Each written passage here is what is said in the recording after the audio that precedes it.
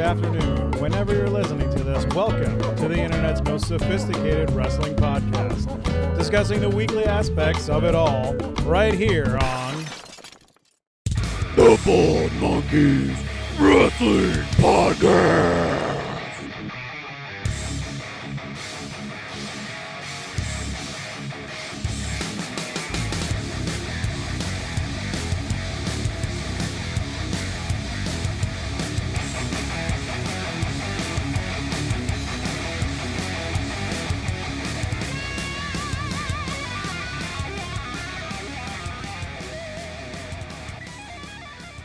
Well, welcome everybody back to another brand spanking new edition of the Bald Monkeys Wrestling Podcast. I am the captain, Captain Chuckles. I got Mr. Christopher over here, and tonight we are on the line, the phone line this time. No video tonight, people, because our guest is driving in transit. We have a hometown brethren of myself, the Big Bad Kaiju. We have O'Shea Edwards. Man, that's one of the best introductions I've ever got before in my life, man. That was awesome. Hell yeah. All about that. That's what we do, and welcome, sir. I appreciate it, man. Thanks for having me. I was really looking forward to this, man. Not often it's like, hey, we want to do this at 10 o'clock. And I'm like, that's fucking perfect. Let's do it at 10 o'clock. We are somewhat night owls, so 10 o'clock is good for us. We aim to please. I'm about that life. I'm so about that life. So we really appreciate it. O'Shea is obviously with us tonight because we are building up to Action Wrestling, having 2 days and 4 shows going on, a whole bunch of stuff. In two states. We're going to drive around. A whole lot of craziness. We're sponsoring. The Bald Monkeys logo is going to be everywhere. Well, probably not everywhere, but most places. I am probably going to be there causing trouble, so look out. But I will not be there. More importantly, we need to learn more about O'Shea Edwards, and we need everybody else to learn more about O'Shea. So, to start the interview, like we start everything, O'Shea Edwards, what was a young O'Shea Edwards like? Whew. A young O'Shea Edwards was a fat, short, pudgy kid who was a giant nerd. I grew up on like Saturday morning cartoons, and then when I got a little bit older, I say older, but like middle schoolish, like elementary school, it was about like, Robotech on UPN. At 4 o'clock on Cartoon Network. That was my shit. Like, you couldn't tell me nothing as a kid. And so, like, I was big on sports. My parents weren't like super strict, but they were really like, you're gonna do something. Like, you were gonna do something. So it was always sports. So like in the fall it was football, in the spring it was baseball, and then I spent like the winter and the summer pretty much like doing whatever I could just to kind of like get out of the house.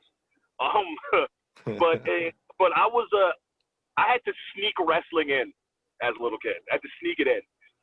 Growing up, I was one of the rare ones. I wouldn't say I was a rich kid, but I had a TV in my room, and everybody like wigged out. You got a TV in your room? I'm like, yeah, man, we got cable. You got cable? I'm like, yeah. I had that old TV where if you push like 9-9, you get the squiggly porn channel, and it's yeah. I think that's a titty. I've been there, brother. I've been there. But growing up, man, like I had to sneak wrestling. I had to sneak it in, so I got a little older. And then like my parents kind of like, look, he's gonna do it anyway, so you might as well let him do it. I tell people used to ask like, what's like my earliest memory, and my earliest memories, like I'm originally from New York, but I was raised in Atlanta. My parents split up when I was little. My mom moved to Georgia, and like my dad stayed in New York. So every summer I go to see him. Like those are my summers. I spend time with him. So I just started getting into wrestling. He goes, "What do you want to do this summer?" And I was like, "Dad, I want to see wrestling." And he looked at me as if I had another head growing out the side of my neck. And he was like, "You want to do what?" And I was like, "I want to go watch wrestling." And he's like, "What kind of wrestling?" And I was like, WWF wrestling. And he looked at me like, "What do you know about that?" And I just went on this tangent of just like, I know this and I know that, da da da da da. And like, he was like, if you want to go, I'll take you. I was like, for real? He was like, yeah. So it was my first trip ever to Madison Square Garden, and it was, yeah, right? 8 years old. I have no clue where I'm at right now. I'm just know I'm in downtown New York City, like whatever. We're like upper deck, house show, and my dad spent all this money for like a seat, and I'm pretty sure I sat on like the edge of it the entire night. I was going insane. Like I was losing my mind. It was great. Growing up, boy, I'm about to date myself, but whatever. Like my favorite wrestler at the time was Ahmed Johnson. Like that was my dude. That was my dude. And to see him in person for the first time, it blew the back of my head off. Like, what? This dude is, like, I looked at my dad. My dad's a big guy. Like, my dad's bigger than me. I was like, Dad, can you beat him up? And he looked at him and looked at me and goes, I don't think so, man. And it was the greatest time of my life as a kid. Like, it was the greatest time of my life. You know, as I grew up, I got bigger into it, you know. I was a big WCW kid, real big WCW kid. Probably because, like, I had a bedtime growing up, you know, so I had to be in bed by, like, 10:30. Well, Nitro was over at 10. Raw didn't go up till 11. So I had to go to school on Tuesdays and ask all my friends who were allowed to stay up, like, hey, what happened? Because he's like, you didn't watch it? Man, let's not talk about that right now. Just tell me what happened. And then, you know, from there, just kind of grew up and kind of did whatever. But, yeah, as a kid, man, that was it, dude. I played sports because I was big, but I didn't really like it. Like, I loved football, but I wasn't in love with football. I was just naturally good at it. And so, but it wasn't anything I wanted to do for a living. Like, I just didn't. I just did it so I can go to college. That's it, man. It's like, y'all gonna pay for it? Yeah, I'll play. Sure, I guess, whatever. But growing up, man, that was me in a nutshell, man. I played with Legos, GI Joes, you know, the whole thing. Like, I was a real creative kid. Like, I drew a lot. I still do to this day. Like, I had all these sketchbooks where I just drew. That's all. Anything popped in my head, I just drew it out, sketched it out. And like I said, even now as an adult, I still do it. Like, if it's a dot in my head and I have a pen and a piece of paper, I'm going to sketch it out. That's awesome. The fact that your first like live wrestling event was Madison Square Garden is awesome. And yeah, man. My first live wrestling event was also at Madison Square Garden. Dude, did we just become best friends? I think we did. I mean, and you mentioned Legos. Legos. So. You mentioned Legos, which is like Chuck's thing. So that's like. I really do think we became best friends. Like, just like that, we became best friends. Boom. Just like that. Just like that. So, O'Shea, you mentioned Ahmed Johnson, and I'm interested, like, besides Ahmed Johnson, which obviously was a great – I love – you didn't date yourself. You just made yourself sound that much cooler, to be honest, because I always love when people pull out, like, a wrestler that not everybody talks about mainstream. Right, And Ahmed was awesome, you know, coming out with the bright red tights and just being that bulky guy. Like, he was one of the first really big guys to start just powerhousing people back in the 90s or so, right? Yeah. So who else was there? Was there anybody else that stood out to you that got you really psyched about wrestling, or even got you to the point where you were like, man, I want to be like him, or maybe I could do what he does? Right. Like I said, so when I was younger, it was like real Ahmed Johnson, you know, all that good stuff. But like I said, as I was growing up, I was so big on WCW. Man, so Booker T was my guy. Like Harlem Heat, Booker T, Stevie Ray, man, those were my guys. I tell people all the time, like, man, from the hours of 8 to 9, you had me. 901, I couldn't give a shit about it. Like, I don't care. Like, who cares? It's whatever. Like Booker T, like Stevie Ray were really big. And then on the flip side, man, like, dude, Ron Simmons was my guy. Love Ron. To the point where even my dad was like, what time he's called Fruit? Even my dad was like, is that Ron Simmons? And like, and I'm a kid. I go, no, Dad, that's Farouk. That's like, Farouk. no, you little shit. That That's Ron Simmons. And I'm like, who's Ron Simmons? I'm a kid. I have no clue. And then he showed me who Ron Simmons was, and I was like, oh, that's Ron Simmons. And ever since then, like, that's who he was. I love the way, like, how, like, Ron, like, when he talked, you shut up and you listen to him. He could say the alphabet. You will shut up and you will listen to him recite the alphabet, and then you will say, thank you for telling me the alphabet today. That he had that presence about him that I just absolutely adored. But the one thing I really loved though was like on WW was the luchadors, the cruiserweights. I loved them because it was such a flip on everything else that I watched. These guys were fast. These guys were precise. And it just, I don't know why it enamored me so much, because I know in the second half of that show, I'm not going to get this anymore. Like, it's going to be real slow, real methodical, and 9 times out of 10, the NWO is going to come in and, called it, whatever. Yep. And then, of course, like, when Goldberg popped up, like, you get swept up in it. You know, that was cool. But, like, there was always, like, man, like, watching Eddie Guerrero and Rey Mysterio go was amazing to me. Nothing like nothing like it. And then I think when they introduced Kidman, and I nearly crap myself when I saw him do a shooting star press for the first time. I was like, what is that? Like, what was that? That was awesome. Do that all the time. I love this move. Because not to mention WWF didn't have that at the time. So to me, that's what hooked me. That's exactly what hooked me. And then of course, as I grew up a little bit more into like, I like The Rock was always my guy. Like even now, like I'd probably start crying if he called my phone. You know what I'm saying? He comes to the door, I will fall on the floor and just start crying, like whatever. When I was 16, my parents gave me tickets to Monday Night Raw in Atlanta. And they gave it to me on Christmas, and I didn't know what to do. I was like, what? They gave us like floor level, like the whole nine. Like they spent no, I was like, this is awesome. So Monday Night Raw, it's the first time I've ever been, and I'm losing it. Like, this is cool as hell. Everybody's so big, and they go to commercial. It's no big deal. And then, so I got to see the Dudley Boys, who I loved at the time, still do. You know, Kane, the Bishop, like it's a commercial, and I'll never forget it. And I didn't stay there for commercial, but all of a sudden, the Rock's music hit.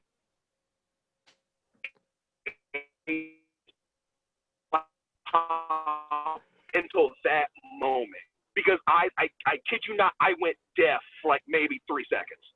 I couldn't hear anything. It was that loud, and that was the point where I was like, not so much I wanted to be a wrestler, but like I want that. Like I want that moment where something that's mine hits and the place just shits itself. Like that's what I want. Like everybody was on their feet. Yeah, everybody's on their feet. It's like 30,000 people in a Phillips Arena, all just standing. I'm just like, I am in, like, what is happening right now? This is amazing.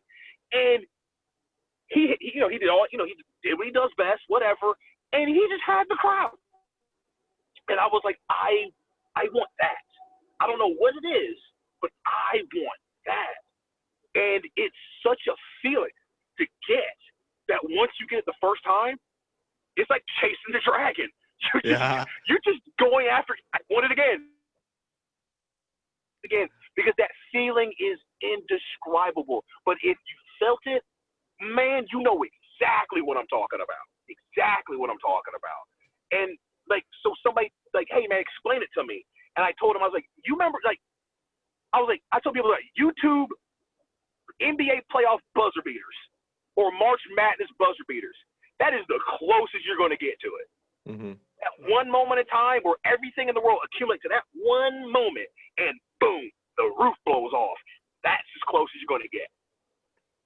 And it's insane. It's amazing how passionate you're talking about something that's happened obviously a few years ago. And you're reciting exactly what happened, and you could hear it in your voice how excited you're getting right now just talking about it.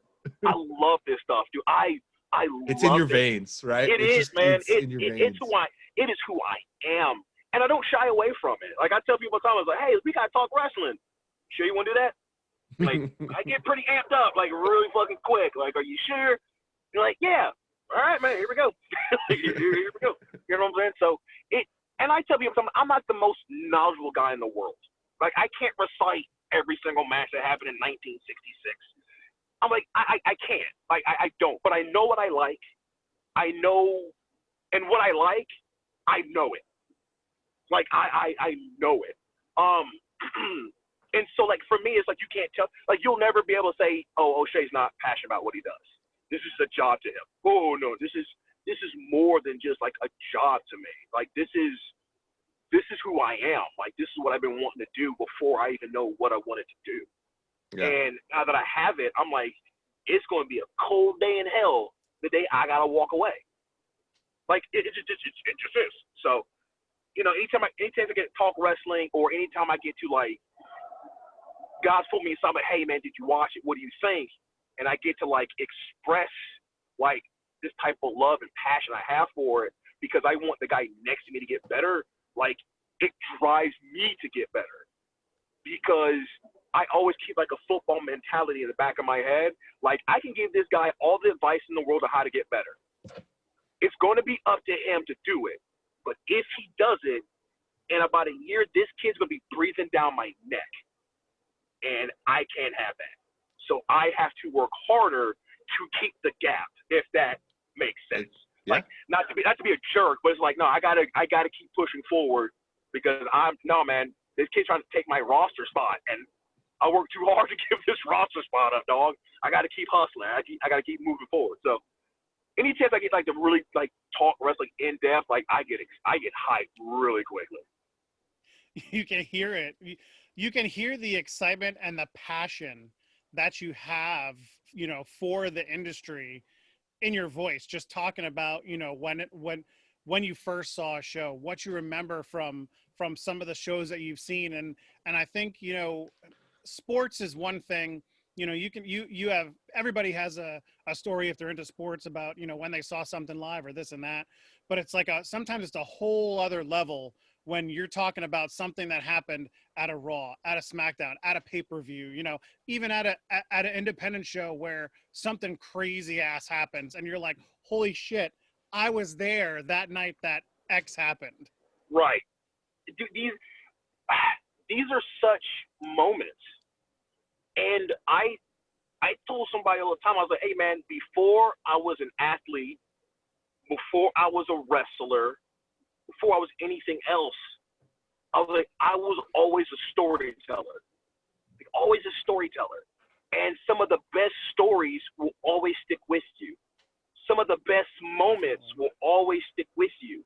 And despite it all, like I refuse to let wrestling get in the way of a damn good story. I refuse. Because at the end of the day, no one cares about what cool move you did. No, man, they want to know about the moments. Like, what was the moment for you? Like, one of my favorite matches of all time is Monday Night Raw Gold Rush. Shelton Benjamin's HBK. What the best match I've ever fucking seen. That super kick. Woo! The super, you knew exactly where I was going with that. Yep. It wasn't the match. It was a super kick. It's the super kick. And here's the thing. Like, you can pick match in your head. But I challenge you to go back on YouTube, watch it, right? Get back to the point where that super kick's about to happen. There's a dude in the front row who is wearing a sleeveless, yellow Hulkamania shirt and bandana. That dude pops so hard for that move. And I'm like, that whole match in front of 25,000 was for that dude. That whole match, that dude right.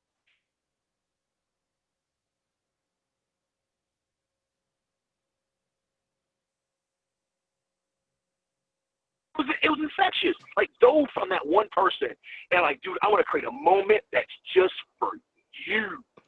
And if everybody else wants to come along for it, bravo. But this is for you. Like that stuff, man. That's that. Like right in that sweet spot, you know, when woo, that's good stuff right there. Like that. That's good shit. Yeah, man. Like that's good. That's that good shit right there. Yeah. Well, now before you got into the actual industry, I know that you played football in college down in Georgia, I believe. Yep. You also had a couple of other careers that you kind of hit. One of them being a firefighter.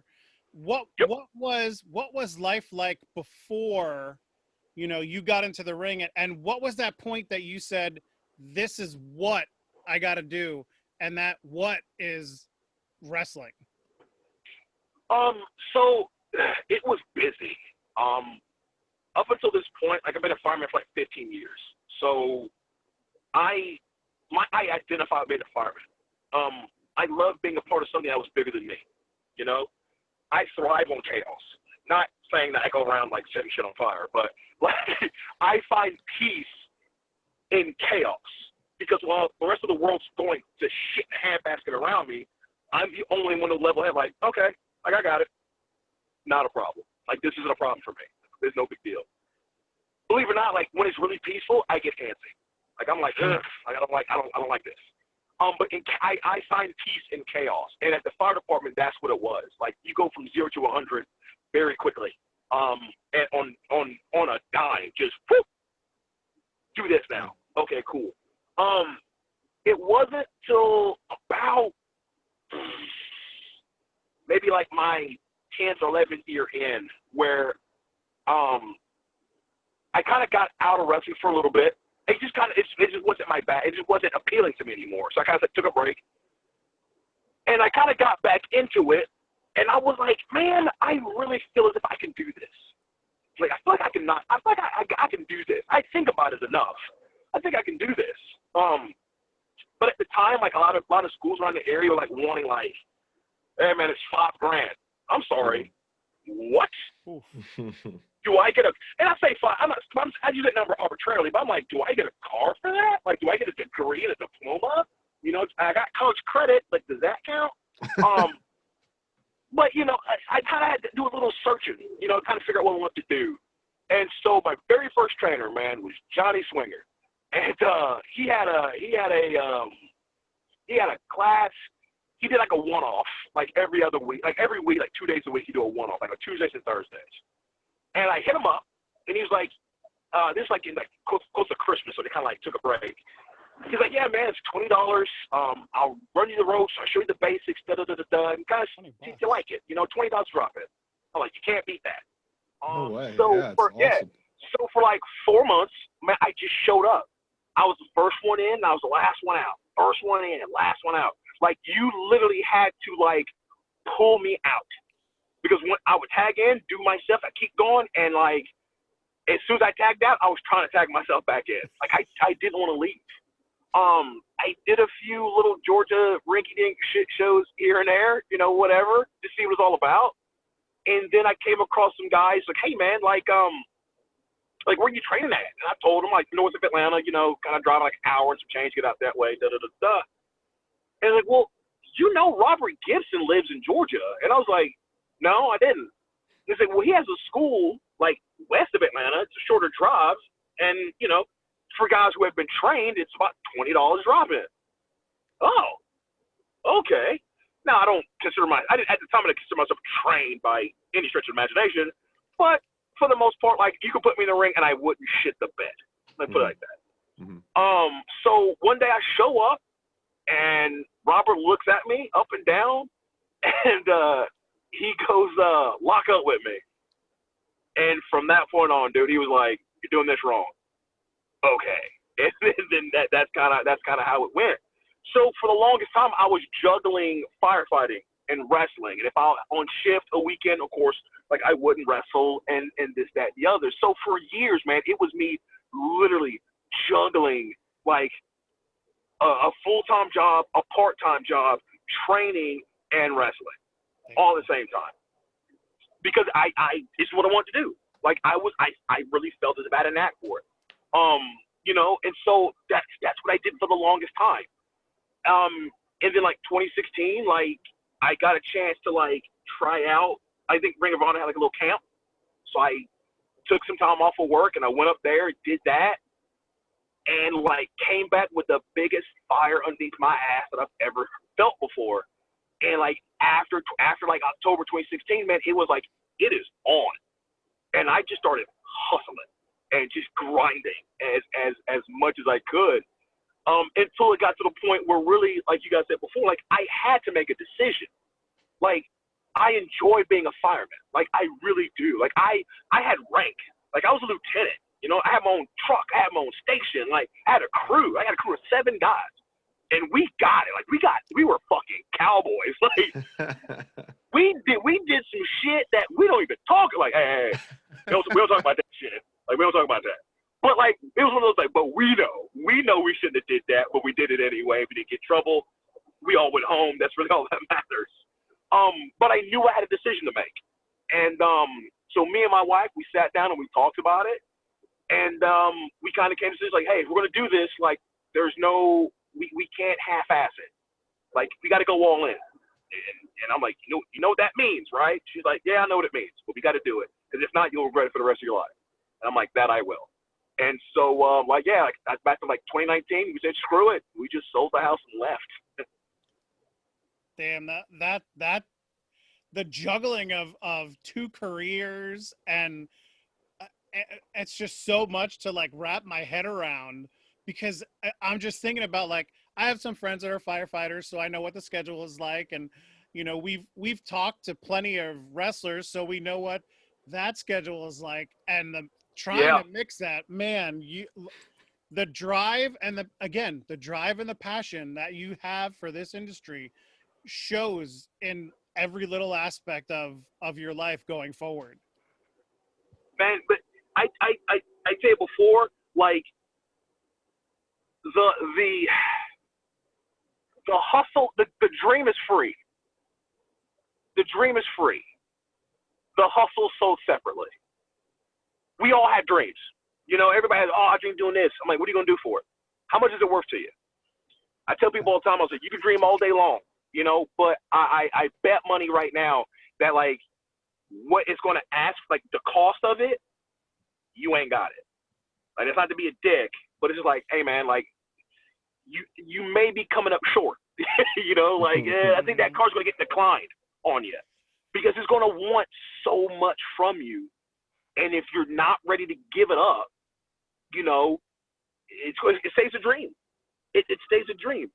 And that's not me, like, you know, knocking on anybody. And that's not me, like, you know,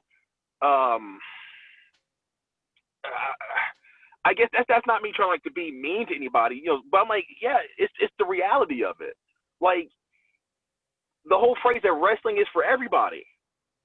No, it's not. Like, no, it's not. It is not for my wife. She is like, no, not interested in wrestling. I'll listen to your interviews, but if you guys are just sitting around for an hour and a half talking about wrestling, I'm out. Right, I'm out. But even still, like, wrestling isn't for anybody. And I'm not saying it's not inclusive. No, it's very inclusive. I was like, but the dream is free. The hustle sold separately. There are some people who will hustle harder than the next guy. Yep. That doesn't mean he's still going to make it, though. It just doesn't, you know? But you owe it to yourself to find out how far this thing goes. If this is what you want to do, you owe it to yourself. Because if you're going to sit there all day and wonder, oh, man, I could have made it if. I could have made it, but. I'm like, man, then you didn't do it right. You didn't do it right, man. So it became one of those things for me was, you know, this is what I want to do. This is what I'm going to do. And come hell or high water, like, I'm gonna have a level of success with this. What that level entails, like, I don't know. Like, does that mean I'm on a main stage internationally? I don't know. Does that mean I become a regional guy? I don't know.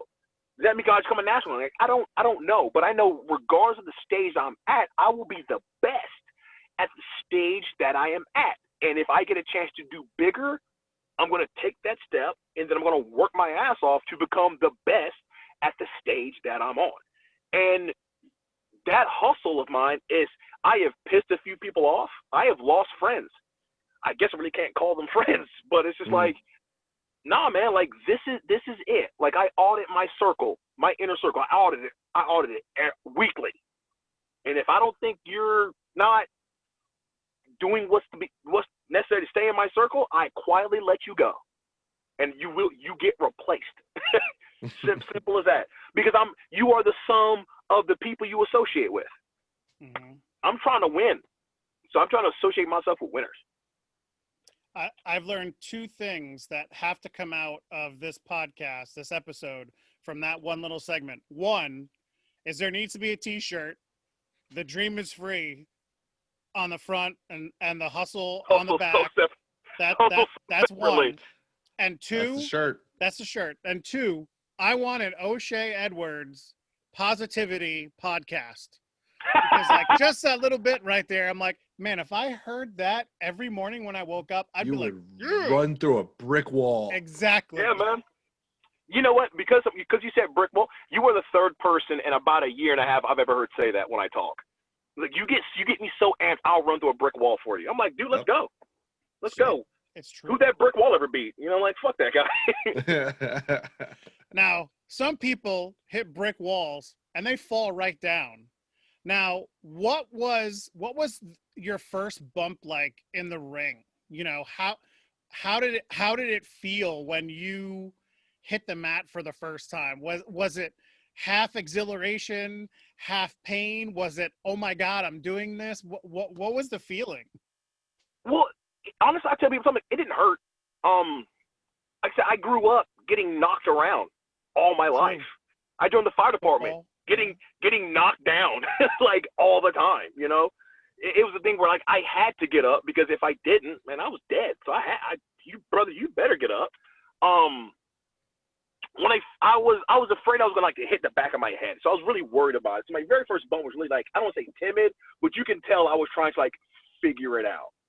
And so the trick was they made me act like as if I was sitting down, like you're sitting in a chair, like you do an air squat. I was like, okay, and they just pushed me, bam. They kick your feet out and fall, bam. And I had it, and I was like, oh, that's it, that's it. Oh, I got this. And so we went from like I was taking shoulder tackle bumps. I would do like, oh, can you do a front flip? Sure, fucking can. I would do like front bumps and all that good stuff. And eventually I just had it. I was like, all right, cool. And like so, bumping wasn't an issue for me, and it was not that big a deal. But once I got that first one out the way, I kind of looked around like, oh, you boys fucked up now, right? You know you fucked up. You guys are in trouble. Yeah, you guys are in some big trouble now. I figured it out. Oh, that's too funny. Now you mentioned Ring of Honor really quickly. Yeah. And I know you've done you've done a bunch of stuff for the Future of Honor. What has the experience like with Ring of Honor? You know, how has it been for you? So you're gonna have to excuse all the sports metaphors. So I said I told people before, like working with Ring of Honor is like going from high school football to college football. When you're in high school and you're the best person on that team, you're the man. You're the man on that team. But then you go to college, and then you realize that everybody on that team was the man in high school. You know? So now it doesn't matter to you were the man. I was a man in high school. I don't care. That don't mean shit to me. You know? And then on top of that, your playbook goes from like a few pieces of paper stapled together to a fucking textbook. Mm-hmm. And you got to learn it on the fly. Mm-hmm. And so getting a chance to work with them has been one of the most frustrating in a good way, and the most humbling in a good way. Because just when you think you have it, you don't. Just when you think, oh yeah, man, I've got this down packed. No, you don't. And then on top of that, he's like, let me show you why.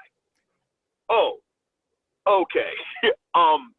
So, cause now you're not wrestling in front of like 100 or 500 people. No, man, now you're going to wrestle in front of like maybe 5,000, 10,000 people. Mm-hmm. And then you're going to wrestle people at home. Oh, that's right. We do TV here. Yeah, jackass. We do TV here. Oh, okay. I got it. So, you have to change your game up a little bit. But the beauty of it is when you change your game up like that, your game automatically evolves because one or two things are going to happen. Either you elevate yourself to hang in there with some of the best in the world, or two, you're going to fall off. One of the two. You're going to fall off. I refuse to fall off. Like at that point in time, man, like I said, I moved to Baltimore. I just quit my fire department job.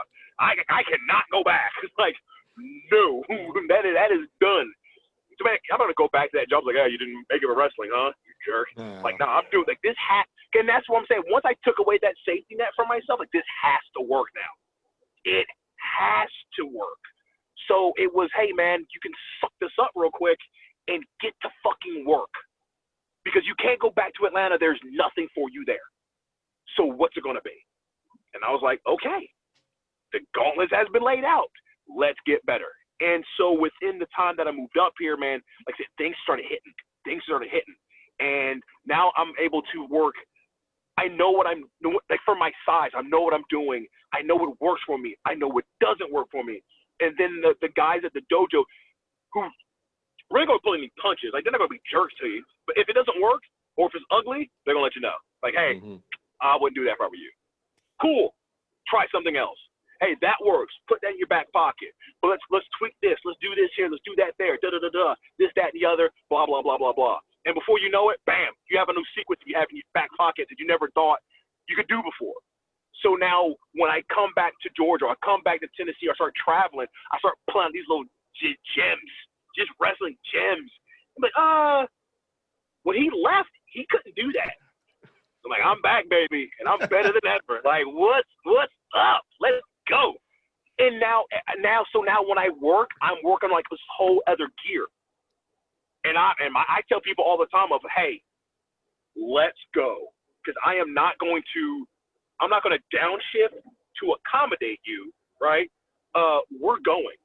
And if you don't like it, well, hey, man, everybody's going to find out real quick that this ain't for you. I was going to ask about motivation, but you covered that. We got the motivation. There's no safety net anymore. This is what it is. This, like you said, this is the dream, and you're hustling all the way to the top there. So, right. I mean, that's the motivation, people. I mean, that's what it is. So now you wrestle with Action. You're a little bit with Ring of Honor. This isn't a normal question that we kind of ask anybody, but, is there anywhere else that you want to wrestle in the future? All right. You got a pen and pad ready? Because here we go. Hold on. I got it right here. Let's go. Keep the pen open. So, I want to wrestle for freelance. I want to wrestle for Warrior Wrestling. I want to wrestle for AAW. I want to wrestle for AIW. I want to wrestle for Battle Club. I want to wrestle for AML. I want to go out west. I want to wrestle there. I want to go to the Pacific Northwest, and I want to wrestle out there. I want to go to Texas. I want to wrestle there. That's just for the indies. That's the top in my head, top tier indies like that. So I want to work for GCW. These are the guys who are on the cusp of just like, boop, you're there. And then on top of that, like that's just nationally. I'm not even done because I want to cross the border. I want to work for Smash. I want to work for Alpha One. I want to go across. I want to cross the sea. I want to work for Title, Riptide, Progress. Like I want to work for all of them. I don't want to leave a stone unturned. And I never want to be like, oh man, I would have made it if I just wrestled for that person. Nah, I want to do it, and not because someone, oh yeah, just use this guy. Like, no, I want you to call me. Like, hey, brother, we seen what you do, and we want you on our show. Cool, let's talk. 2021, I want a UK tour. Like that is my singular goal in 2021. To take a month off from work and go, boom, I'm gonna wrestle in the UK for a month. I want to pull off a Sugar D. I want to pull off a Darius Lockhart and kill it for a month. Well, I mean, if anybody has watched any of your matches, you could definitely do that. And as soon as all this outside crap goes away, Yeah. I mean, yeah, I can definitely see that happening in the States, in North America, across the globe. I can see it. That's the plan. Oh, that is the plan. It's even sweeter if I do it by myself. Like there's no big name checking off on me. There's no major promotion signing off on me. It's like, no, man, I will succeed either with or without you. This train does not stop at all. Yeah. It's the Big Bad Kaiju Tour 2021. Dude, just knocking over buildings, city by city. I love it. That's awesome. I love that answer because it's about what you can do and what you're gonna do. It's not about anything being handed to you. You're gonna earn every bit, and not only that, you want to go find out what's out there. And that's exciting in itself, is because you can go see the world doing something you love, which I think is like the coolest thing ever. It is, man. It is. I've traveled the world twice over again, and that's outside of wrestling. The fire department got me traveling the world, and so I'm like, oh man, if I do this fighting fire, I'm pretty sure wrestling I can go a lot fucking further. And that's and that's been it. Like, you know, one of my biggest dreams is to go wrestle in Japan. Okay, well, if I know I work for Ring of Honor, they do have ties with those guys, so more than likely, that's a better shot than I have doing it by myself. That doesn't mean I'm not gonna try to do it by myself. Like, why not? Yeah. But you know, it's just like, yeah, man, I owe it to myself to see how far this thing goes. I do. I really do owe it to myself to see how far it goes. Yep. And I think it's something that we bring up a lot in our discussions and our interviews: timing and being ready. And if you're out there and you're constantly putting yourself out there and constantly wrestling and pushing yourself, you're gonna be ready, and the time's gonna come. That's it, man. Because once you get ready, like, well, actually, it's not even getting ready. Once you get ready, you stay ready. You stay ready. Because once you stay ready, you never have to get ready ever again. You already, let's go. Oh, you can do this now? Yeah. I've been waiting on y'all. Oh, okay, cool. All right, so let's get back to action wrestling. Speaking of waiting, we're waiting for the big day. We're waiting for Friday night fights. And Angelus Layne, you got a big match coming up. She just had a great match with Nolan Edward. People are talking about it. It just aired on IWTV tonight. What do you think about this match? What do you have in store for this big spot on the card? All right, because I've been trying to be cool about this, but the minute, like, I tape up all the time. I was like, there won't be no, like, don't start no shit. There won't be no shit. The minute my name came out of her mouth, using her Twitter thumbs, I'm like, now you fucked up. Now you fucked up. Like, the next 3 weeks are huge for me. I have to wrestle roughly 8 times in 6 days in the next 3 weeks. And I was going to be cool, like, just, let's have a banger and do whatever. Because I got some personal matches coming up. But the minute you say my name on some bullshit, I'm like, now I got to fuck you up. I was already going to fuck you up to begin with. Now I really got to fuck you up. Because it's real easy to talk shit on Twitter. Say that shit to my face and then see what happens. Because just because you got freedom of speech don't mean you ain't got freedom from consequences. And she's going to find out real fucking quick that I am the right one on the wrong day. Like, I told her on Twitter, like, I'll break your neck again. Like, I do not care right now. And yeah, I'll go to Applebee's. And I know Applebee's ain't exactly fine dining, but you know what? There's no more fucking Sizzler, and Fogo de Chão don't close at fucking 11. So all I got is Applebee's. So it's whatever. But I'm like, you want to keep talking shit? I ain't Nolan Edwards. I don't need a table. I don't need a chair. I am the fucking weapon.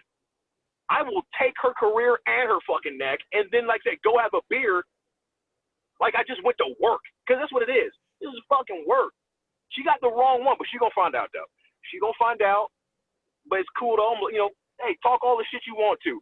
Talk is cheap. It's why everyone does it, but unfortunately for her, she's going to find out she has insufficient funds for the night. It sounds like she might have bitten off a little bit more than she could chew for this Oh, match. brother, there is no might. She has. All she had to do was shut the fuck up. That's all she had to do was shut the fuck up. Nope. And now her mouth wrote a check that her ass can't fucking cash. But I'm about to get my money, though. Believe that. I'm going to get my money. And personally, I like Applebee's. Their raspberry tea is delicious. It's one of my favorites. Brother, fucking riblets? Come on, man. Ooh, I got some riblets. They got rid of the little onion petals, though. Yeah? Oh, you They get got rid rid of of the them? riblets? No, they got the riblets. They got rid of the onion petals, man. Remember the little Yeah. onion petals? Those were good. I love those Those were good. things. Yeah. But I'm like, yeah, it's whatever. Like I said, Friday, she, like I said, in 2 weeks, she's going to find out what's up. She will find out what's up. Case in point. Oh, can't wait. Can't wait, O'Shea. I'm so excited for that match. So excited to be there, And you get to be watching there, live. you I bastard. am very excited. I'm going to be there. So I will stand back and you just do your business. Yeah, like bring a poncho. Like I don't want to get matter on a shirt. You know what I'm saying? So, Splash zone. you know, Yeah. it's like a Gallagher show. It's like a Gallagher show. You know what I'm saying? Like I'll crush her head like a watermelon. I don't care. Oh. All right. Things are getting tense in here. Let's calm it down a little bit. Let's get out of the wrestling ring. Let's get out of the wrestling ring. And what are you doing for a hobby? And most wrestlers don't have a ton of time. You mentioned a few things that you like to do when we were talking about what you were like as a young O'Shea, but what are you doing for hobbies? What kind of things are you into? I'm still a nerd, so I have an Xbox and a PlayStation 4 that sits in my basement and on my curved TV, and I play that all the time.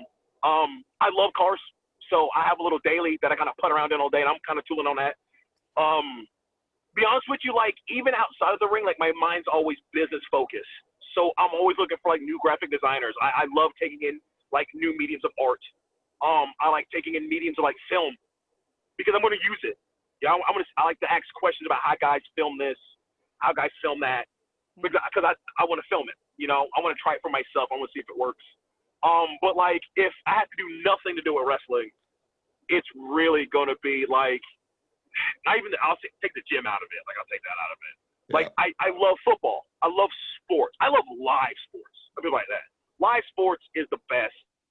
That way, the past 6 months has been like absolutely killer for me because I'm like, there's no live sports. Like, what the fuck, man?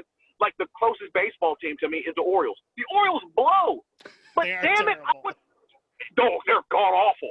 But I would love to go to a game. Yeah. I would go to Camden Yard.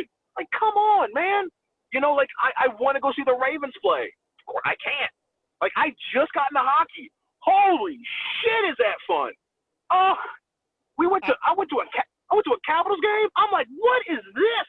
What is happening? Our friendship has just blossomed to like It's level growing. 4 now. It's growing. We're at level 4. It's raising. It's raging. Both Christopher and I are huge hockey fans, so to hear you say that you now have a newfound love for the game is awesome. Yeah, so like when we moved, people were like, oh yeah, like there's a bunch of minor league teams near you, and I was like, Yep. What? Like, yeah. I was like, holy shit, that's awesome. Because our first game was Capitals games. Like it was close. It was like 40 minutes. So like whatever. So I guess we became like de facto Capitals fans. Like I don't know. I barely know half the teams. Like unless your name is Mario Lemieux or fucking Wayne Gretzky, I'm like, who are you? Like I don't know, bro. Like no disrespect, dude, but fuck, man, I don't know. But even still, like I love it. Like I had such a great time, and everybody there was so dope because we're sitting in there, and like a jackass, our first seats were like 7 rows back from the glass. Now I refuse to be anything else away from that glass. I'm assuming we're 7 rows back, right? I don't mean the upper deck like a bunch of peasants, you know. So like we were sitting there, and you could tell I was a little confused about what was going on. So there's this family behind us, and they have like season tickets. And they were like, hey, we don't want to intrude, but is this your first time? And I'm like, yeah. Like, I've never been to a hockey game at all. Like, I watched it on TV, like, fleetingly, but, like, this is our first one. And they're like, oh. And they proceed to explain the entire game as it was happening. And I'm like, this is insane. I was like, so this game doesn't do that. I'm like, so, like, this game doesn't stop at all? They're like, no, unless someone's bleeding or someone's hurt, it's going to keep going. And I'm like, oh, hell yeah. I'm in for this. Hell yeah, I'm in for this. So, like, now I watch it on TV, and, you know, I still watch it, especially if the game's, like, close. But, like, man, I miss going live. Like, it's not the same, man. It's so not the same. Yeah, live hockey, to me, is the best live sport that's out there right now. And it's not expensive. No. It's not expensive at all, man. Like, I'm a Yankees fan. But hey, you want to go to a Yankees game? I'm like, you got a firstborn son you want to give up? Because that's what it's going to cost. Yeah, that's what it's going to cost to get you in. Not let alone find the seat. Yeah. Well, again, you and Chuck, I mean, you guys can go to Applebee's, go back to his place, play with Legos, watch hockey. I mean, you guys are all set. I mean, it's going to work out really well. Oh, we're gonna be good, man. We're gonna be de facto roomies pretty soon. Like, is he ever gonna leave? Nope. Nope. So let's get on the road. You're on the road right now. Yeah. You mentioned you got really good stories that you can't tell us. Now, what kind of stories can you tell us? Because we love road stories, because there's always just fun things that happen. You've been traveling. You're one that wants to travel, wants to go around, is willing to travel for wrestling. Most wrestlers like to do that. What's going on the road? Give us a fun story that happened on the road. the beginning laugh is always good. Always good. Opened. Yeah, right? That's always the best part. So, man, so really, okay, cool. So, it's like actually October of like last year. I'm in the car. Actually, they kind of picked me up. Like, so it's the Carnies with Kevin Koo, and we all did action, and then they called spend the night at my house, and then we were gonna drive down to where we're gonna drive down to Florida because we're gonna do the fest. And I've never been to Fest Wrestling in Gainesville, but it's a hoot and a half. Like, you guys got to go. It's a trip. So I'm like, when's the show? They're like, well, the show's on Sunday. I'm like, so what are we gonna do all day Saturday?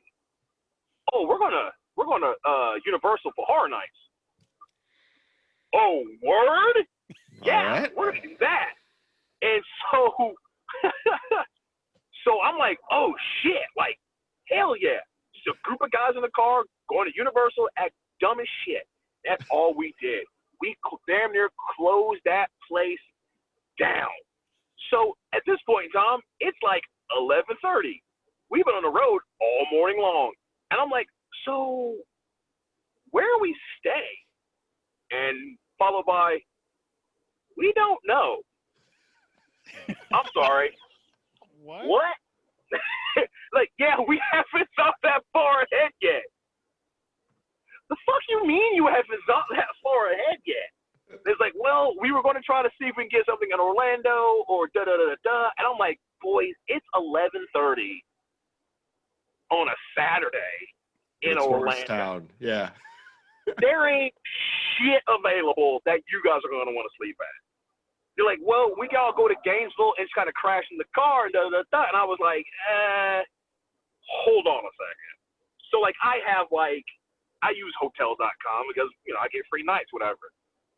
And I just find it just so happen to have a free night. Just right on the button. And I'm like, hey, boys, I got us. Don't worry about it. I'm like, what? I'm like, yeah, man, don't worry about it. Like, I fucking got it. And so, like, just luck, just a stroke of fucking luck.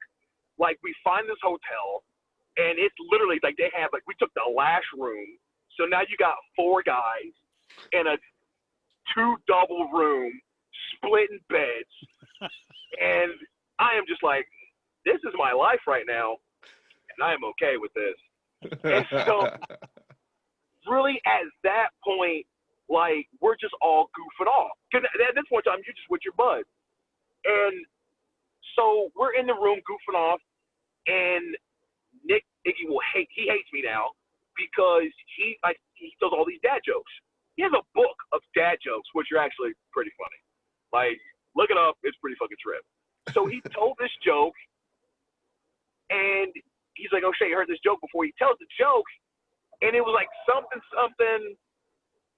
Hey, do you want something to, like, basically he took some shit to the dance, whatever. I go, wait a minute, is this one where there was no punchline? And the look of murder that was on Nick's face, like, you motherfucker, if you ever destroy one of my jokes ever again, I'll kill you. And I'm like, dude, are you that upset right now because I stole the punchline of your joke? And everybody's like, yeah, he takes his dad jokes pretty seriously. What do you mean? The joke? He's like, I don't want to talk to you anymore. Like, what do you mean you don't want to talk to me anymore? We're sharing the same bed together. What do you mean? He's like, no. I'm like, man, I'm going to touch your butt tonight. He's like, I don't care. I don't want to talk to you for the rest of the night. And I was like, all over a joke. And so every once in a while, I'll talk to him. I was like, hey, there was no punchline. And he goes, we're not talking anymore. And I'm like, oh, don't be like that. He's like, we're not talking anymore. Like, I still have to forgive you for that. I'm like, come on. Like, no.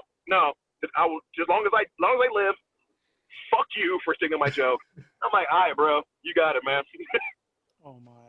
That's another T-shirt. Yeah. There was no punchline. There was no punchline. With an outline of the Kool-Aid Man behind him. Yeah. Yes. I like it. Christopher, get on that. Design that. I'm on it. I'm jotting it down. Write it down. Jot it down. Oh man. Okay. Well, now we're at favorites. We're gonna try to get some of your favorites. So, we already heard your favorite baseball team is the Yankees. Yep. Your de facto favorite hockey team is the Capitals. Yep. Who's your favorite football team? College or pro? We're gonna go pro. Baltimore Ravens. Okay. Hey, you're in the right area. Down. I've been down since '96. I'm like down since Vinny Testaverde took the first fucking snap. Nice. Dropping the Testaverde. Yeah. Look at that. Yeah, right? The pride of Miami, baby. Yeah. Okay, so you're traveling. We just had a traveling story. Okay. What is on the radio? What are you listening to? Whew. Oh, boy. Right, I tell you what I've been listening to right now on repeat. Little Wings by Jimi Hendrix. It's maybe like 2.5 minutes long, but it's just a dope little song. Like that's been on repeat like quite a bit. My taste, man, my musical tastes are like a Jackson Pollock painting, dude. It's everywhere. I like a little bit of rock. I like hip hop, pop, classical stuff. Like there's moments where like the classical stuff, like man, I really fucking get into it. If you get into some dark Beethoven ones, man, those are some interesting symphonies and stuff that he has. Yeah, man, and it's just like right now the one song I've really been on right now is pretty much like Four Seasons, like Winter One. It's great. It's great. I love hearing individual instruments and stuff like that. Like I love it. Like I like to pinpoint it. I like to see where they're coming in and where they're not coming in, and when they fade out, they do this, they do that. And so stuff like that, like I really get hype on. That's why like when like for Shinsuke, when he did his NXT stuff, and he came out with that dude with the violin, I lost it. Anytime someone uses live instruments to do an entrance, I'm in. Like I don't care what you do at that point. I'm in. Like I'm so in. Like I love Walter's theme. I think it's great. Mm-hmm. And it fits so well because people can do it live. And I'm like, yeah, I'm here for this. Like I'm invested in you now. That's awesome. All right, O'Shea, I'm gonna blow your mind. Chuck, tell O'Shea what your job was in a former life and what you can do. So in a former life, I was an assistant director of a band program in Connecticut. mainly worked with the marching band, the pep band, and a little bit of the concert band. Conducted, did all that stuff. And I mean, not that you can see us right now, but I'm a bald-headed, bearded, bigger guy. I'm like 5'11", probably 295, 300, and I played the piccolo and the flute all through my school years while in music. Believe it or not, like, that doesn't even shock me. I like that. Like, it doesn't. Like, I'm like, no, that sounds about right. Yeah. That's if you said something about the tuba, I'm like, all right, that was a little stereotypical. But like no, but the flute, I'm in. Like, it takes a certain breed of person to play that instrument. It just does. It just does. My mother played the violin. It's where I got my love of music from. I can't play or lick. Like, I tried to play hot cross buns, and I'm pretty sure I offended somebody by playing it. And it was god awful to the point where I go, you know what? This isn't for me. And I just put it up. I'm like, I'm done. Nah, I'm all right. I'm good. Mom, I'm leaving it up to you. Hey, like stuff like live instruments, a live band. Like, I love, man. Like, in Atlanta, they used to have Battle of the Bands all the time in the Georgia Dome. And it was a treat. Like, anybody who's anybody, the marching band was coming up and they were going to show out. And I loved it. Like, I absolutely loved it. That's some awesome stuff. Now, you mentioned classical, and you mentioned that you like rock. I would check out I think it's the London Symphony's Kashmir album. They do all Led Zeppelin stuff, and it's all from the London Symphony Orchestra. It is absolutely amazing. I don't know if you're into Zeppelin, but that is a great album. I can be. We have reached level 8 of best friends, like right now. Like, that's where we're at. Level 8. I know. Okay. I know. Let's see. What other favorites? Okay. You've traveled around a lot. What's your favorite city to visit? International or nationally? We'll go globally. Globally, okay. I would say it's a tie with Osaka and Toronto. Oh. But Osaka edges it out, man. I love the time I spent in Japan. I spent like maybe a week and a half in Japan, and I loved every bleeding second of it. Like, Japan has been one of the places I wanted to go since I was a little kid. And to finally get a chance to go as an adult was like to be able to check something off your bucket list it's amazing, man. It feels great. Like, the last day I was there, dude, I'm not gonna lie, like, I cried the last day because I didn't want to go home. Like, I didn't want to go home. I just wanted to stay there. But if I had to round out the podium, third place is Sydney. Okay. Like, it's Osaka, Toronto, and Sydney. And I, like, yep. Like, if you give me one of the three places, wouldn't turn it down. Like, yep, let's go. Nice. Now, in the U.S., what has been your favorite city to wrestle in? Nashville. Hands down. Hands down. Nashville. If everything didn't work up here the way it did, like, that's where I was going next. Like, I was gonna just settle down in Nashville. That was gonna be it. To this day, the wrestling scene in Nashville, guys have been like, yeah, you pretty much Nashville's adopted son. And I'm like, that's cool. Like, Nashville was a home for me before I even knew what a home was. And it was one of those things coming up in the wrestling business. Like, Georgia told me no so many different times where I wasn't their guy, or because they already had something like me, or they didn't believe in what I could bring to the table, or they didn't want to give me a chance to do what I could do on the table. And so the best thing that ever happened to me career-wise was Georgia. The state of Georgia wrestling had to tell me no, because once they told me no, it forced me to go everywhere else. Yeah. But once again, though, the dream is free. The hustle sold separately. And so it was one of those things. As soon as I got to Nashville, man, they just embraced me so hard. And I think I went back maybe a month ago, and I was in Chattanooga, and I had a segment and I almost broke, one of the things I said was, I don't regret a lot, but one thing I do regret was leaving Tennessee. Like that came from the heart. Like I knew that me leaving the South, like I was going to have to let Nashville and like Chattanooga go. And that hurt me because I love that place so much. But I love what I'm doing, and I love what's to come even more, so I had to let it go. Yeah. That stung. Like, that stung a lot. And I will always stay true to Nashville. I will always stay loyal to Nashville no matter what. Nashville is a fun city. We've yeah, man. We've been there. It is a fun is a fun place to visit, no matter what you're there for. Right, yeah. It's a great time. It's real easy to get into. Baltimore Southwest flies are from Baltimore on the hour, every hour. So It's like getting in and out is nothing. And so like it just makes it even easier for me to get. If I got to get there, I can get there. No big deal. Yeah. Okay.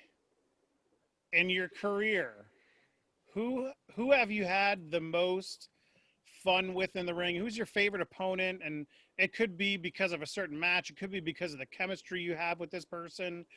But who would be your favorite opponent? Brett Ison. Me and Brett go back about 4 or 5 years. Like I have Brett the following day. Like that Saturday, I gotta wrestle Brett. To the point where I built a series of promos just for this one match. Like I built a series of promos just for this match. Me and Brett have been like tag partners. Me and Brett have gone to war together, and me and Brett have gone to war against each other. Like I told somebody before, like without Brett Ison, there is no me. Like I am not the wrestler I am without him. And on that same vein, there is no Brett Ison without me. There just isn't. Like me and Brett bring that level out of each other where it's just like, I'm gonna beat you. Nah, not if I beat you first. And we're just there. Where we just look at each other and we know where we're at. Any chance I get to be in the ring with Brett, you're just along for the ride. Yeah. Like this isn't a match for fans. No, this is two guys who are going to air out some differences with one another right now, and they're going to be better for it. And then they're going to have a drink, and then they're going to go their separate ways until they meet again. Like Brett is that guy for me. Nice. He will always be that guy for me. And I know we were kind of, at least I was. Christopher wasn't on this particular interview, but I know we talked to Matt from Action Wrestling, and he brought up Brett's name, and that made me go and check him out even more. So I've watched at least 2 or 3, maybe even more of you guys' matches against each other. So hearing it from your mouth and remembering what I saw in those matches, you can, it really makes a connection now. Right. If you haven't seen the first part that I've done for this already, I tell people all the time, like, it's a setup. It's a setup for what's coming down the line. Part 2 comes out today, Sunday, so tomorrow. I'm gonna put it out there. And there's 2 more parts after that. I wasn't planning on it being that long. I don't like doing like long promos, but at the same time, like every word that I said, it had to be said, and I can't take a word out, because if I take out one word, it means nothing. So everything I said, it has to be said, because it's the only way you're going to understand where this is coming from. Like, I want to bring in new fans for this, but to bring in new fans, I have to kind of start from the beginning to show you how we got here. Folks, this ain't a one-off. This is 4 or 5 years in the making. And more than likely, once we're done, we're probably still not done. And we're going to keep doing this again. Like, I told Brett on the phone one day, I'm like, dude, we are destined to do this dance forever. Like, we are. We're going to do this dance for until the day one of us quits. We're going to keep doing it. We have to. So this is deep. It's not that simple, you know, but I tell people something like, if you want to get on this train, this is time to get on. Because this is going to get real dirty before this gets any better.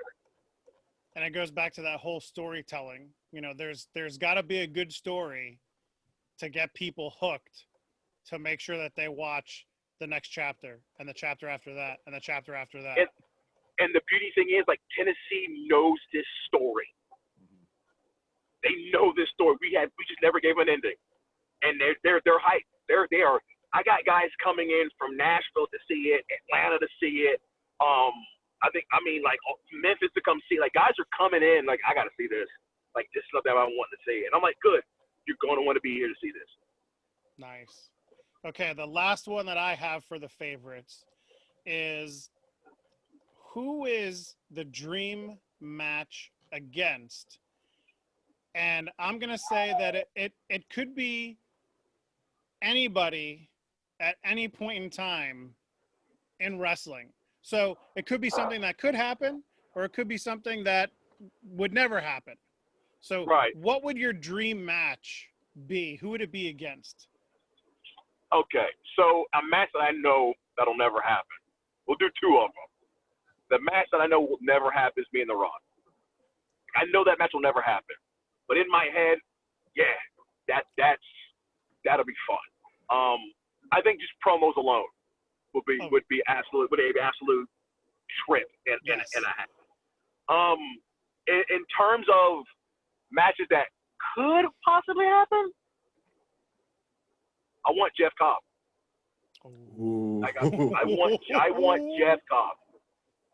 Like, I think you put that on a poster, it's like, oh shit. You put Jeff Cobb against anybody else, 9 times out of 10 people are gonna go Jeff. But put me on there next to him. Not that easy no more. You know, everything Jeff can do, I can do too. So now it becomes one of those things of just like, who's Will stronger? Mm-hmm. And that's it. So, yeah. That's a good one. Those are two good answers. Christopher, did any favorite questions pop up in your head? Things always pop up, and I always am interested in how people are nerding out. And you called yourself a nerd. We're all nerds in different ways. Yep. You mentioned video games. You mentioned the newer systems, but being the fact that you were able to have a TV in your room as a kid, I have to imagine you had some video game systems back in the day and had some that favorites. Would be correct. Had some favorites from back then. So what was your favorite system, and what was your favorite game? Oof. Dump it down to the system. Okay. Yeah. Because at first I want to say Super Nintendo, because, man, A Link to the Past and Saturday Night Slam Masters were my shit. But growing, like, really, my favorite system was my Nintendo 64. Every time. Every time. Everyone loves that system. Dude, there's a vintage game store, and I'm trying to find one. Like, let me find a Nintendo 64. I'm blowing at least $500. Like, well, I guess I'm not paying the mortgage this month, and I'm gonna buy me the Nintendo 64 and all the fucking games, whatever. But like, come on, Mario 64? Yo, he was 3D. What? Like, you jump in the lava and he jumps out holding his ass on fire, running around. Like, come on, man, that's dope. It's just what? Dude, The Legend of Zelda. Come on. Look, Kid Link, Adult Link, with the fucking Ocarina of Time. Get just in my vein. It was, dude, when you had to play the music and if you fucked up, like you couldn't get it, I'm like, oh, come on. Mm-hmm. We spent so many nights like doped up on fucking Domino's Pizza and Mountain Dew playing Super Smash Brothers. Like, that's all we did. You had that one kid with the system. Hey man, just bring your own controller. That's all we asked. Bring your own controller. And if you were race, I have an extra one, and everyone had a rumble pack, and it was fun. You either had a rumble pack or a memory card, but man, when No Mercy came out, game over. Game over. You couldn't tell me anything. I was creating people left and right. I thought the story mode was great. The way you could unlock people when you finally unlock Andre the Giant. And me and my buddy stayed up all night long trying to 3D Andre the Giant, and we couldn't get it. And then we finally did it, and we were so excited. And then we go, so what do we do now? Now we can play the game. Oh, okay, cool. And that's what we did. Like those wrestling games were so much fun. I had such a great time on my Nintendo 64. I was really, really bummed when it broke. I was really I wore that system to the ground, man. Woof. But yeah, man, my 64 was good. I enjoyed it. That was the last Nintendo console that I had. Was my 64. After that, I was like, I don't like this stuff anymore. You couldn't beat it. After that point, there was no beating the 64. So to me, there wasn't. Like like I didn't want to play. I got a PlayStation. I don't care. I have a Nintendo 64, dog. I can play 4 people. What's up? You know? Yeah. Enjoy your 2 people. We'll be over here with the 4 of us. Right. Yeah, you enjoy your PlayStation too. Oh, you got Final Fantasy 7? Oh, for real? Can I come over and play that though? Yeah. Okay. So you mentioned, creating wrestlers. Did you ever create yourself as a wrestler in a video game? Come on. Of course I did. It was the first thing I did. You never know. Yeah, and then I have to play the game so I can unlock all the moves, all the real dope-ass moves, so I can do all that. So pretty much my guy did nothing but finishers. That's all he did was finishers. But I love that. I love that type of RPG style, character creation stuff. Like even now, I still love it. Like one of my favorite games is Skyrim. Like I've beat that game up, down, left, right, and around again. And guess what I'm doing right now? Like I'm playing another playthrough because I'm like, why not? Try somebody new. Like I enjoy those open world, the world evolves around you. It's a giant sandbox type game. So anytime I get a chance to play a good RPG, a good immersive RPG, I'm in it. I'm all in. I put on my headphones and I'm like, well, I'll see y'all tomorrow. I ain't gonna be worth shit a little bit. But no, I really, really enjoy it. Those are fun. Those are really, really fun. I love video games. I love talking retro games.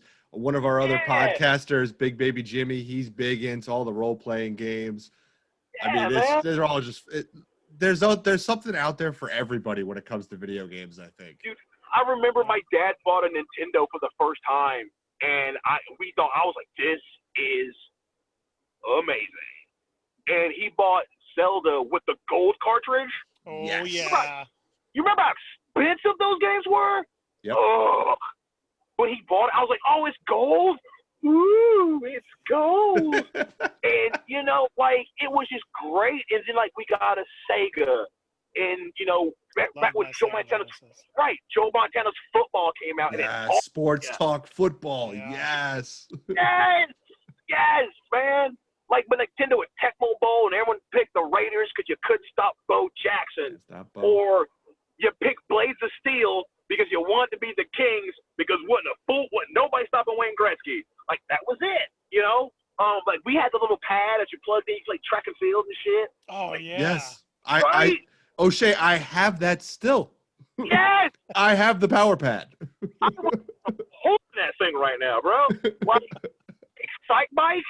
We could love Excite Bike. nothing but jumps. That's all jumps. Yep, all jumps. That's Just it. overheating that engine and flipping it every 2 seconds. Sit there and wait. All right, cool. That was it, man. Fuck, bro. And then, like I said, I had my Sega. Sonic the Hedgehog was my jam. That's when NBA Jam came out. Yes. And everyone loved NBA Jam, but everybody's pissed because Michael Jordan went in the game. But everybody knew all the codes. So you get Bill Clinton, George Clinton, fuck it, whatever, do whatever you want to do. And that's when like Mortal Kombat came, and everybody's getting real pissy about Mortal Kombat.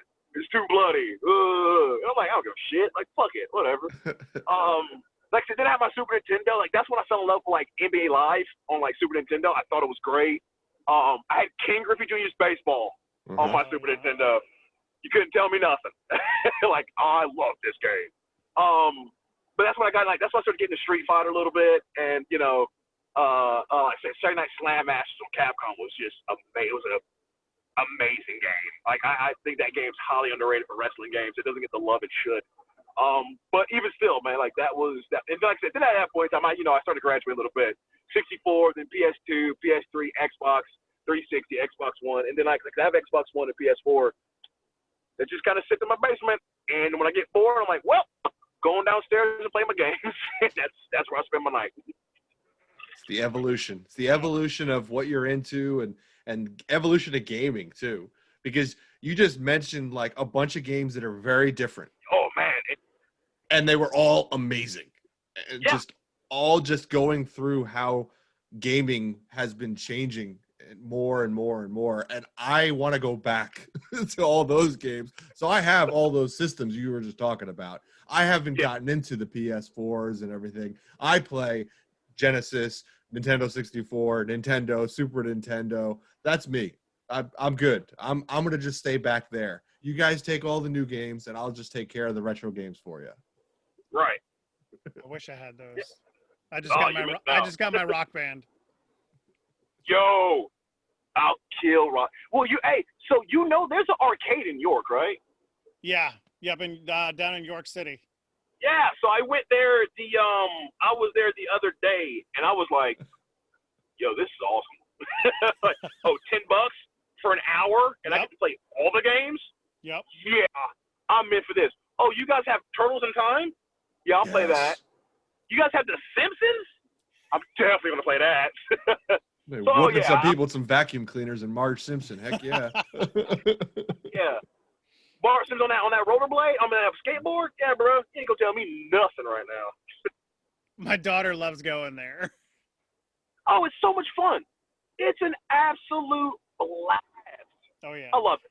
I absolutely love it. And it's closer and cheaper than like the Dave & Buster's that's up in Harrisburg.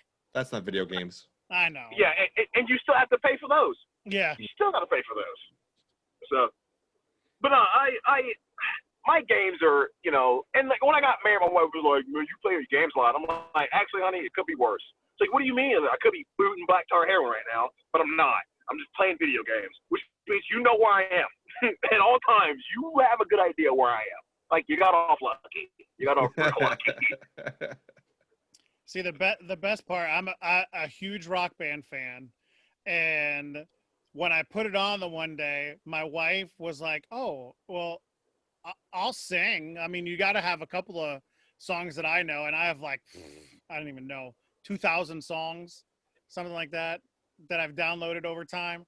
So like, she'll play with me and she'll sing. My daughter will sing. Like when my daughter's friends are over, like I'll play guitar. Somebody will hop on the drums. We'll just have a whole family rock band session. Well, we're here. We've talked about everything tonight. Just about. And we're at the final question. We are at the cookie question. The most important question. Okay. Now, Oreo cookies. Are you on Team Single Stuff, the classic Oreo, or Team Double Stuff? I had to think about this one, right? Because the part of me was like, "Oh, I can do either or," and if I said that, I'd be lying to you. So I have to answer this question like I answered the peanut butter and jelly question, right? Like some people like more peanut butter in their jelly, some people like more jelly in their peanut butter, and but either answer like isn't wrong. I'm not gonna lie, I am a purist when it comes to my Oreo because I do enjoy the whole ratio of cream to cookie. I do, and if you have more than one than the other, it's just off. It's just off for me. And I can eat Oreo cookies by the sleeve, like a wood chipper. Just put them in my mouth, and you'll just see little Oreo bits go flying, Oreo dust just in the air as you just see me gonna go next sleeve. And so, like, I have to stick with my guns and go, I'm a single Oreo guy. Just because of, like, I need that perfect ratio of cookie to cream, just like on my peanut butter jelly sandwich. I need that good ratio of bread to jelly to peanut butter. Because if you have too much, you're like, ugh, this is not coming out good at all. So for me, it has to be the single stuff Oreo cookie. Well, Friend level lowered one peg. That's about a 7. So we're good. we're still good. We're still at a 7. We're still at level good. 7, which is strong. Very strong. Exactly. Well, Shay, we're not going to knock you for that. Everyone is allowed to make their decision about the Oreo cookies. That's why we asked the question. And we appreciate you being honest and not just giving us the, well, I like both. So I do appreciate that. I've come too far to pussy out now. Exactly. So this has been a blast. We've had so much fun talking about your career, how you've gotten here, what's coming, what could come in the future. Really, we want to thank you. Thank you for your time tonight. Thank you for taking the ride with us, driving, talking to us. Thank you guys taking a ride with me. It was more There you go. Well, we appreciate your time, and we want to know, where can people go find you? Where are they going to go find O'Shea Edwards? Sure. So on the Twitters, it's Big Bad Kaiju, Kaiju, just like that. And there's only one of me, so it's one of those. As soon as you see me, yeah, you know it's me. So you can find me on Twitter, on Instagram. It's all damn day O'Shea. It's there too. If any promoters listening, and you should be listening to this podcast. If not, we're gonna have to talk. It's you can get me on the email, book O'Shea all day at gmail.com. I tell people all the time, you can find me on Facebook. I don't advise it, because if I don't know you, I'm not gonna add you. So there's also that.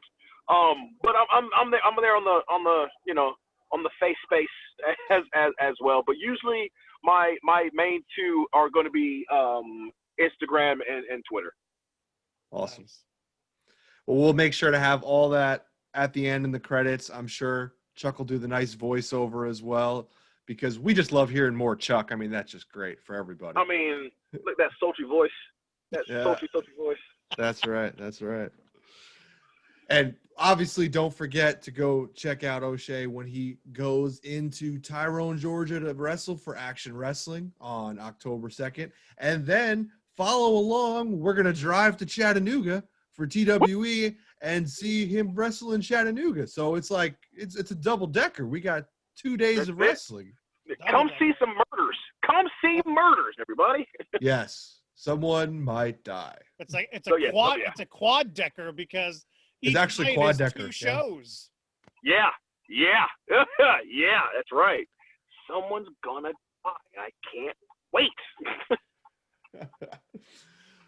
Well, don't forget, we're going to put all the socials out there. Make sure you go follow all the sponsors for these great shows. Follow us, obviously. Go hit the like button. Go hit the subscribe button. Hold tight, because we're going to have a few more of these interviews leading up to the show. And come hang out at the show. I think there was like 5 tickets left for the Friday night show still. I'm going to be there on Friday. O'Shea Edwards is going to be there. We're going to be going to Chattanooga the next day. Maybe I'll hop in the car. Who knows? We'll see what happens.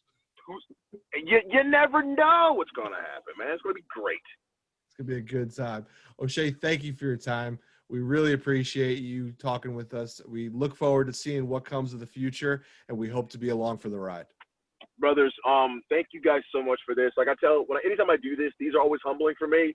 I don't think I'm a big deal. I'm not a big deal. I'm just a guy who just likes beating people up. So the fact that you guys actually wanted to talk to me, it's humbling. It's really it's really big. Like, if I can go back in time and talk to my 8-year-old self and be like, hey, dude, in like, 20-something years, you're going to be big shit. And people don't want to talk to you. My 8-year-old self probably say, go fuck yourself and get out of my face. So like anytime something like this happens, man, it's still, like I said, I'm humbled that you guys actually want to come talk to me. I appreciate everything you're doing. Thank you so much for giving this opportunity and this platform to like really like get myself out there. No problem. It was our pleasure. Yes, Yeah, man, definitely. And thank you once again. Just like Christopher said, make sure you like, subscribe, go follow O'Shea everywhere. Go follow Action Wrestling. Go, watch the shows. If you're close, there's like 5 tickets left. You can snatch one of them up if you're close enough in Georgia. Hell yeah. We'll check you out next time, and we'll see you around. Later.